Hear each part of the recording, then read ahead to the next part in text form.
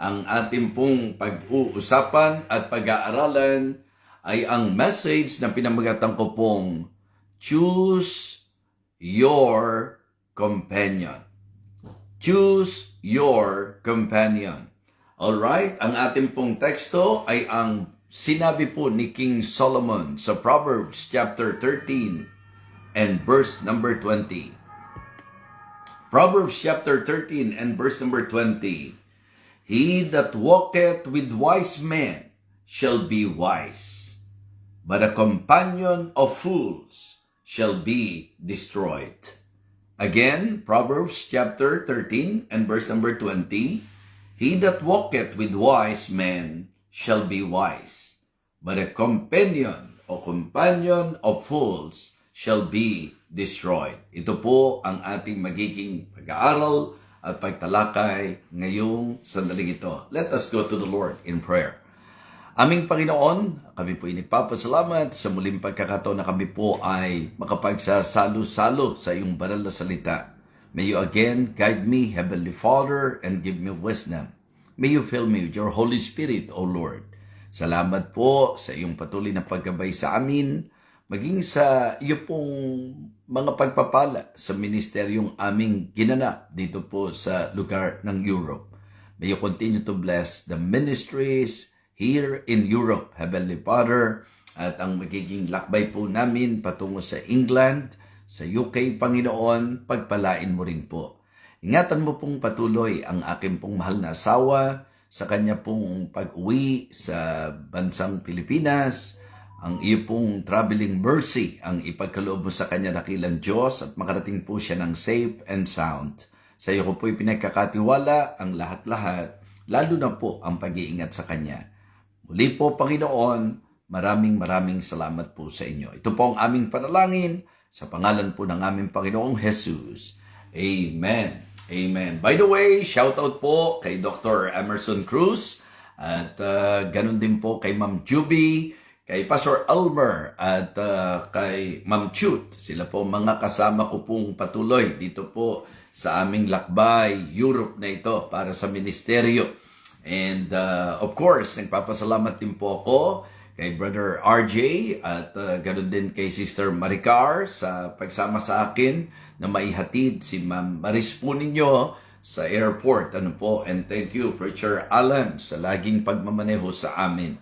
At ang ating pong naging tagapag-alaga dito po sa aming tinutuluyan, Sister Elma Barlisan. Thank you so much at na-appreciate ko po ang inyong pong mga gawa sa Panginoon. Alright, again, our text, Proverbs 13:20, He that walketh with wise men shall be wise, but a companion of fools shall be destroyed.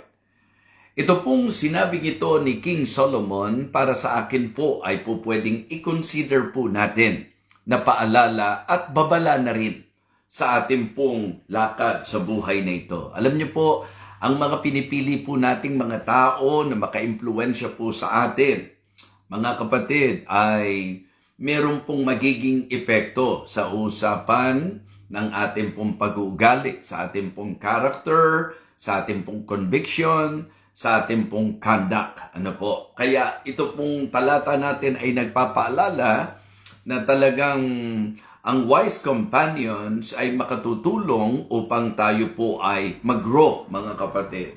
At siguro po, yung kabilang panig nito, yung kabaliktaran.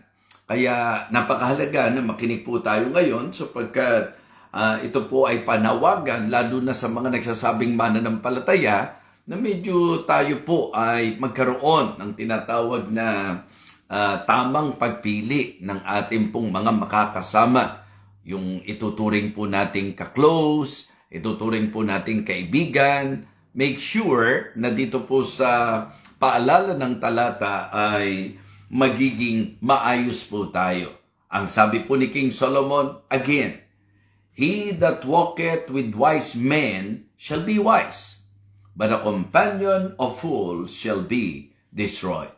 Sa ating pong magiging pagtalakay, kukunin po natin ang masasabi po nating puntos na gagabay po sa atin para sa usapan ng lakad natin, ng buhay natin, lalo na nga po sa pagpili ng dapat nakakasama po natin. So, ang unang makikita nyo po sa talata natin ay ang kahalagahan ng ating pong paglakad na kasama po ang mga pantas. Yes. Actually po, yung pong wise dito ay lumalagay sa katayuang sila yung mga nasa tama, sila yung mga nasa Panginoon.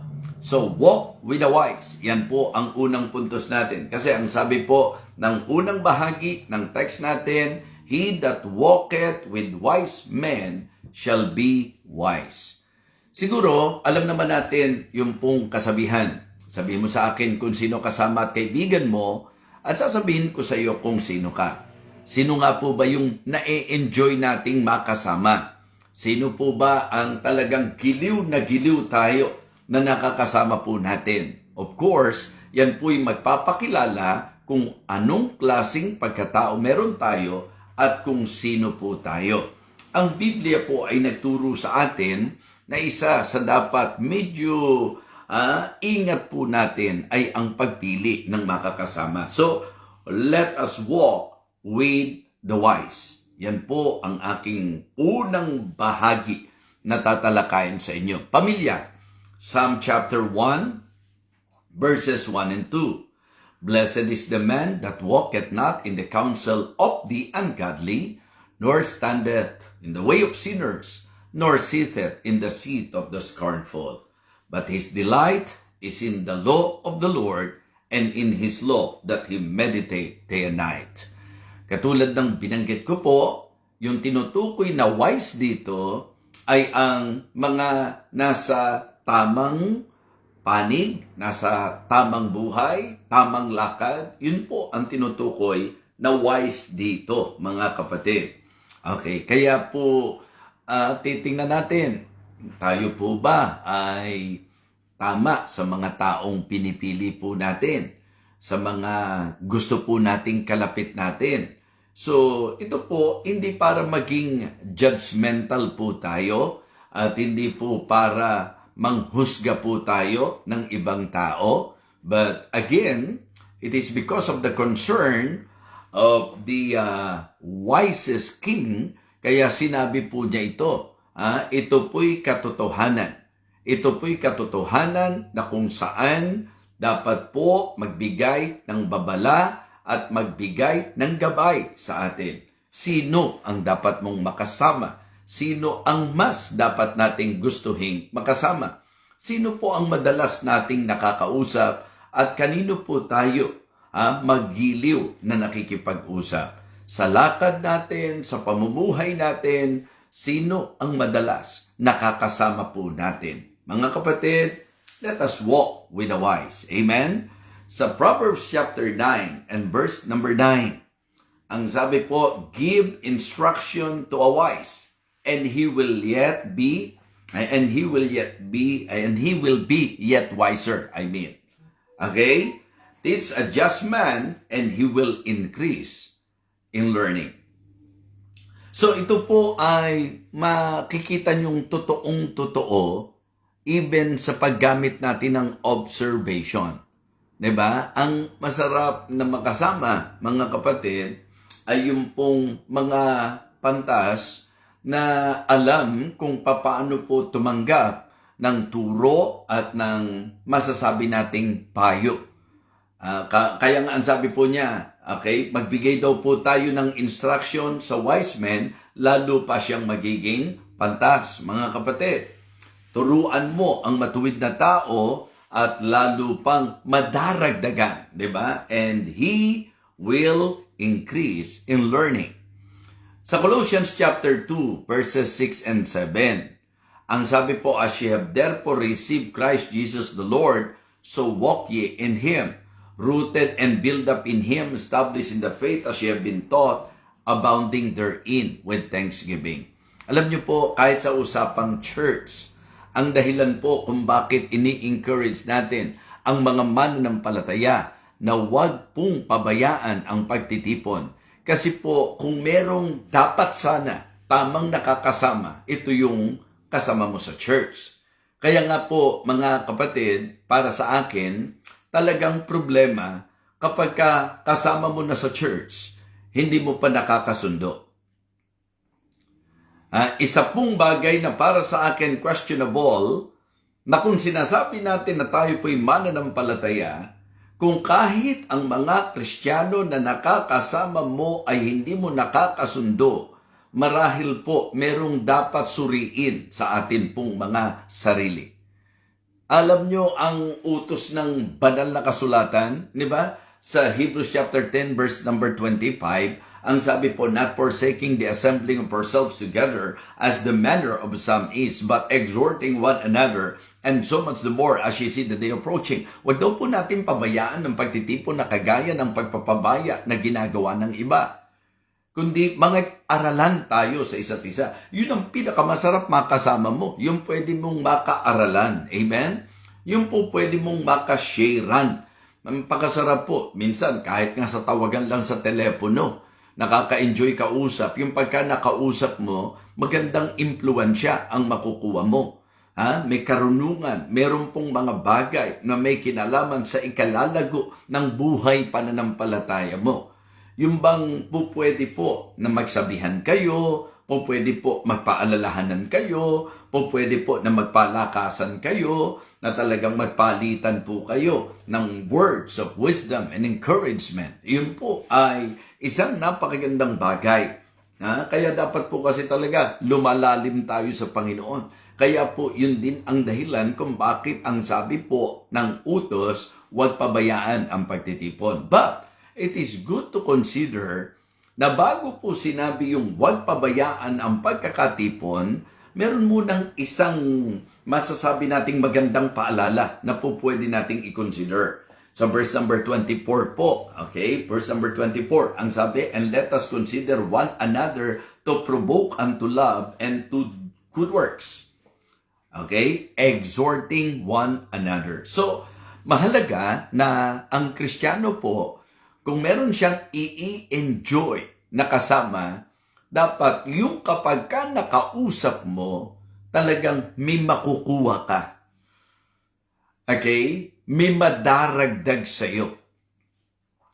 Yung ang i-enjoy niya na usapan nyo ay usapan na magbibuild ng iyo pong buhay pananampalataya, yung pong mag-i-increase ng iyo pong alam tungkol sa Diyos, yung pong lalong magpapalapit sa iyo sa buhay mo sa Panginoon, yun po ang dapat. Kaya walk with the wise. Lumakad tayo na ang ating piliing makakasama ay ang mga pantas na kung saan sila po ay nasa tamang lakad, sila po ay nasa tamang kaisipan, sila po ay nasa tamang kaaralan o turo, sila po ay nasa tamang practice. Yun po yun, mga kapatid. Kaya nga sabi ko, kung ang pag-uusapan, church, at mga kapatid mo sa Panginoon, hindi ba dapat yun ang makagawian po natin? Kasi huwag niyo pong iisiping porke nasa church tayo, lahat tamang makasama natin. Maganda sana. Di ba? Maganda po sana. Pero kapag ka po ginamitan natin ng discernment, dapat ma-discern mo. Yung kapag ka nakausap mo, medyo may spiritual benefits ba? Yung kapag ka nakausap mo, talagang magiging tulong sa iyong paglago. Kaya nga ang sharing po, isa sa magandang practice diba? Ng mga Kristiyano. Hindi chismis ang makatutulong.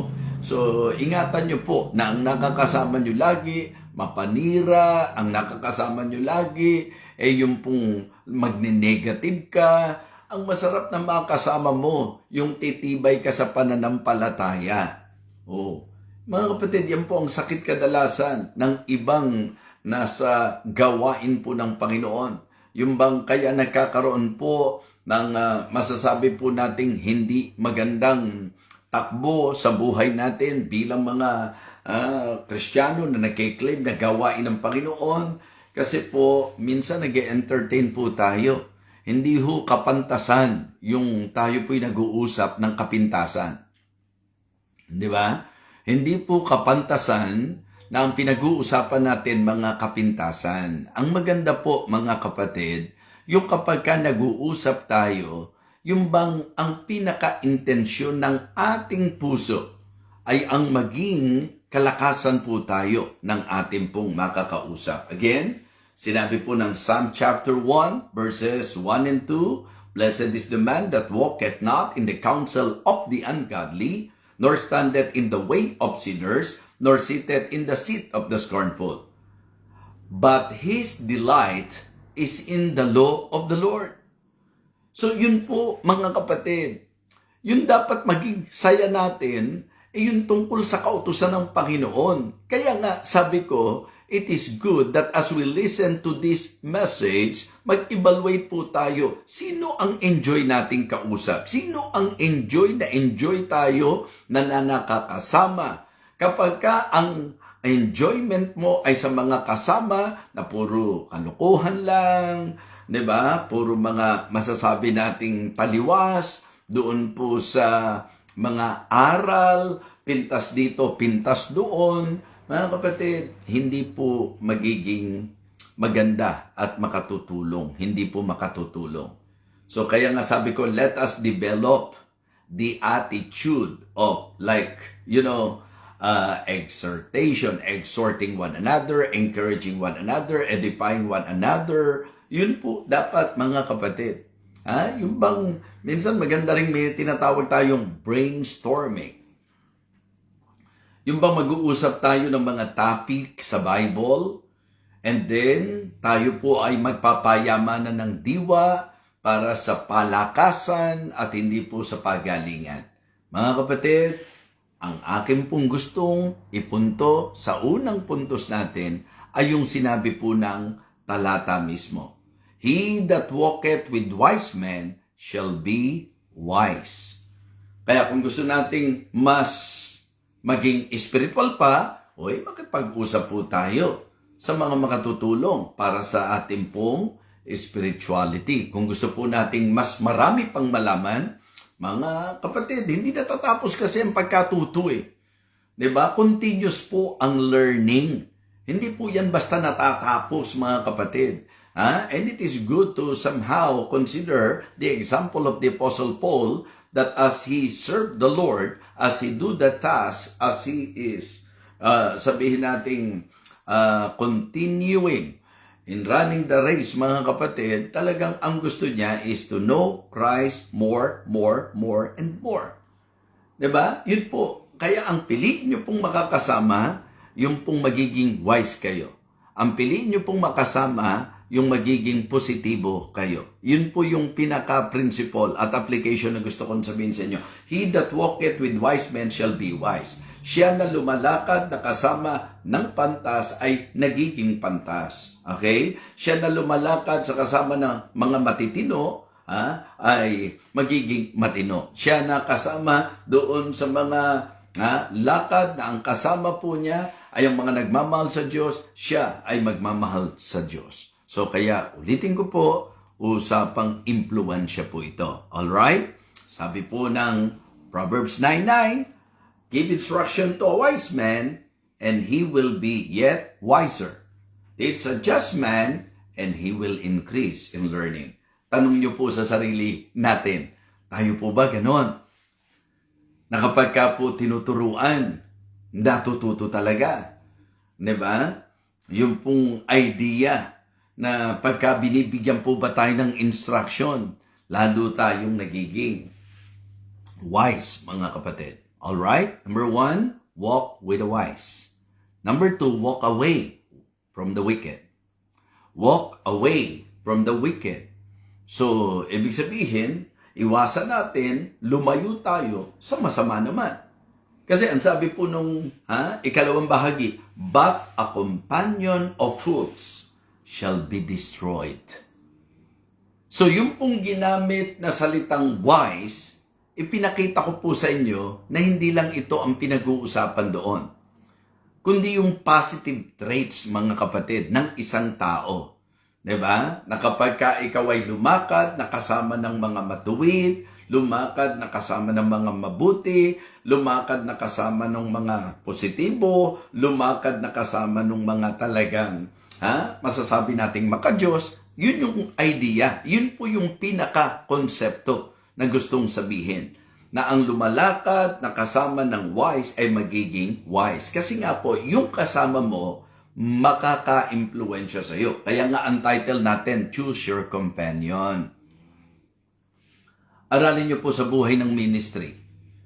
Kapag ka ang lagi mo pong kasama, yung talagang on fire sa Panginoon at laging positibo sa takbo ng buhay paglilingkod sa Panginoon, tingnan niyo po kung ano ang nagiging impact niya sa buhay mo.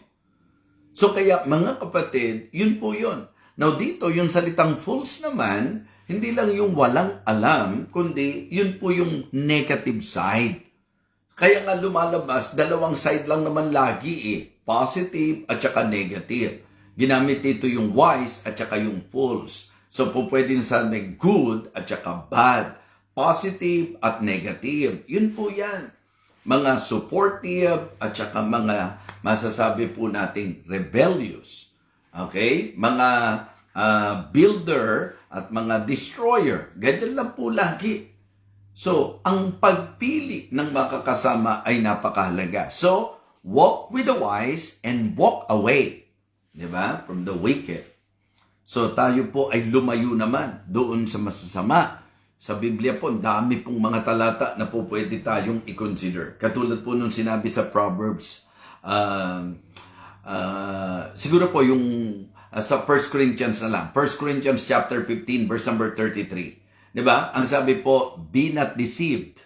Evil communications corrupt good manners. Kanina po kasi sasabihin ko po doon sa Proverbs, yung mga kinapuputan, yung mga galit ang Diyos. At kasama doon, yung mga mapanirang dila ay yung gossip, diba? Lying tongue. Yun po ang ibig ko pong sabihin. Pagka ganun na nakasama mo, wawasakin ka niyan. Sisirain ka niyan. Kaya importante po na bigyang pansin po natin. So again, sabi po ni Paul sa mga taga-Korinto, be not deceived. Huwag kayong padaya. Evil communications corrupt good manners. Kaya nga, huwag mong palabasin na wise ka, huwag mong palabasin na mabuting Kristiyano ka kapag ka ang enjoyment mo ay ang mag-usap ng mga negatibo at mga kasiraan. Opo, mga kapatid, hindi po talaga iyon ang kalooban ng Panginoon. Okay, tingnan niyo po sa Proverbs. Proverbs chapter 22, verses 24 and 25. Sabi po, make no friendship with an angry man. Okay? Lest thou learn his ways and get a snare to thy soul.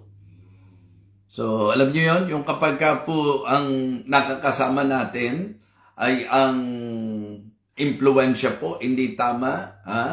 Yung pong katulad nga nung sinasabi po ni Solomon, make no friendship with an angry man, lest thou learn his ways and get a snare to thy soul.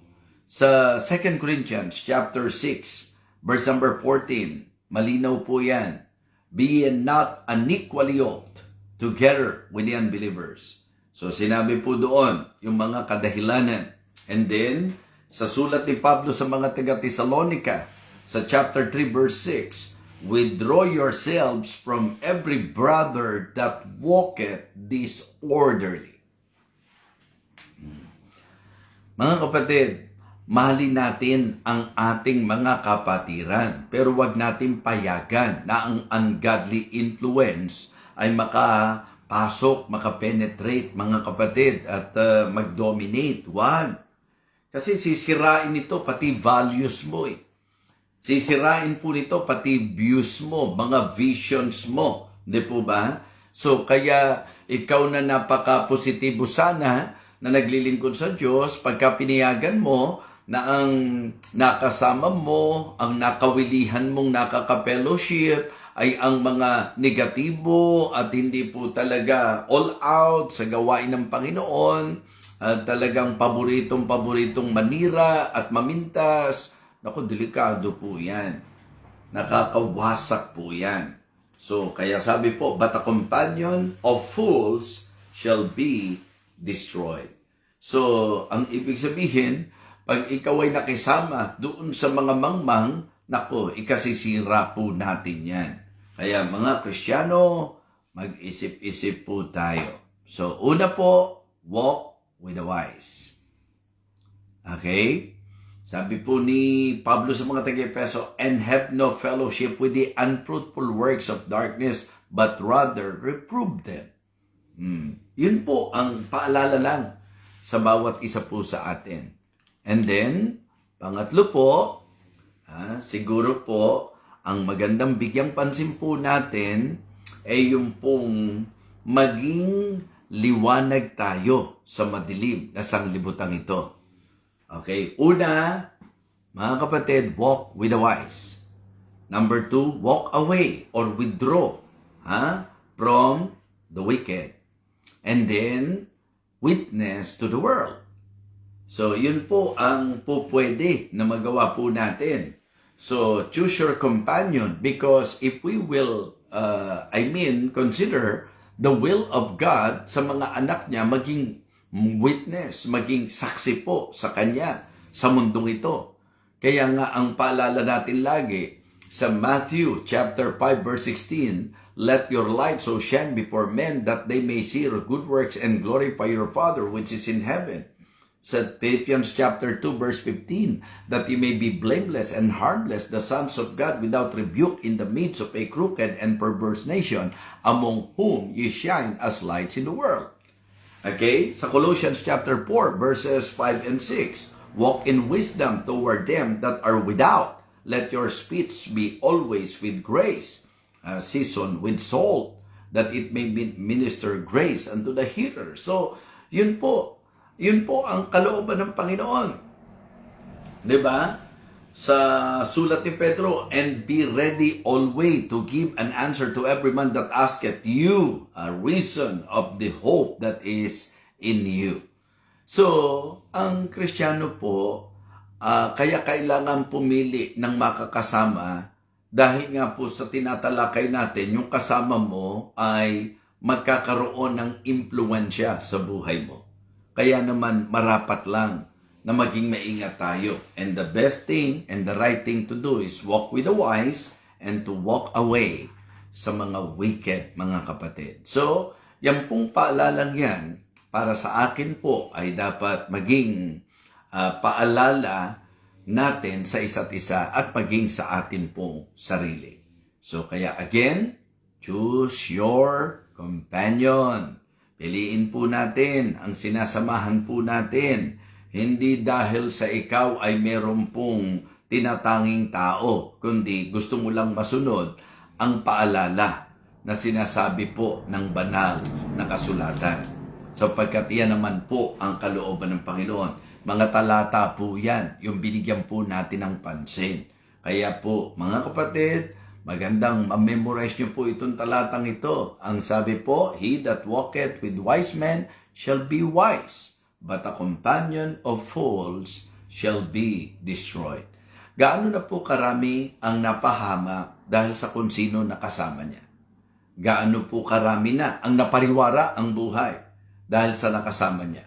Gaano po karami ang mga mananampalataya na kung tutuusin, napaka-positibo ng pagtanaw sa ministeryo, pero dahil may maling nakagrupo sa church, may mali pong mga nakasama sa church na imbis na wise, imbis na mga tao na gumagawa, Kristiyano na gumaganap ng kalooban ng Diyos, ang nakasama po yung mga negatibo, mapanira, saan po dinala? Ano po ang naging resulta? Diba? So, gaano karami na po ang nakorrupt? Ang kanilang buhay pananampalataya dahil sa nakakasama. Hindi po pwedeng ganun lang po yun. Laging may kinalaman sa buhay mo kung sino ang nakakasama mo. Let us pray. Dakilang Diyos, salamat po na kahit po sa ganitong kaparaanan ay binigyan mo pa rin kami ng pagkakataon upang mapag-aralan ang iyong banal na salita. Lord, thank you for this reminder. I hope and I pray na ang message na ito ay hindi lamang nagpaalala, kundi magdala po sa amin sa amin pong buhay na kung saan talagang iingatan po namin ang amin pong mga sinasamahan.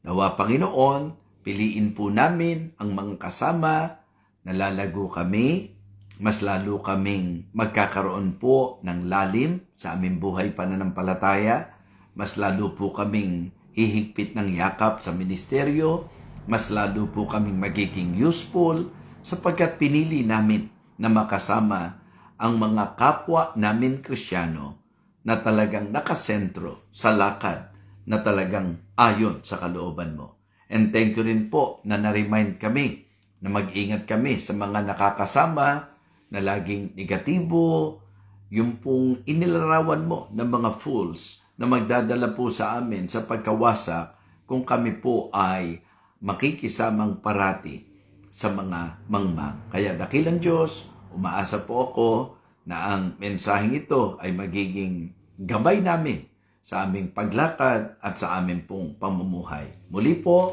patuloy mong pagpalain ang bawat isa. Ingatan mo po ang aking asawa hanggang siya po ay makarating sa Pilipinas, sa aming pong tahanan. Lord, sa iyo ko po siya ay pinagkakatiwalang lubos. Ganon din po ang mami po ni Mami Maan, si Mama, siya po ay iyong patuloy na talagang katagpuin, Panginoon. At ang aming pinangahawakan ay ikaw.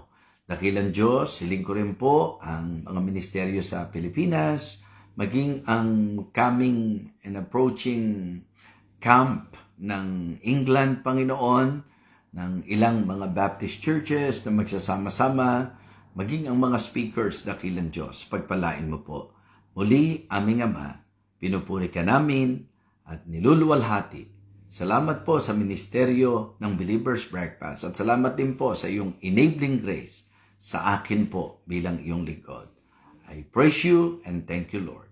In Christ's most precious name, Amen. Amen. Praise the Lord.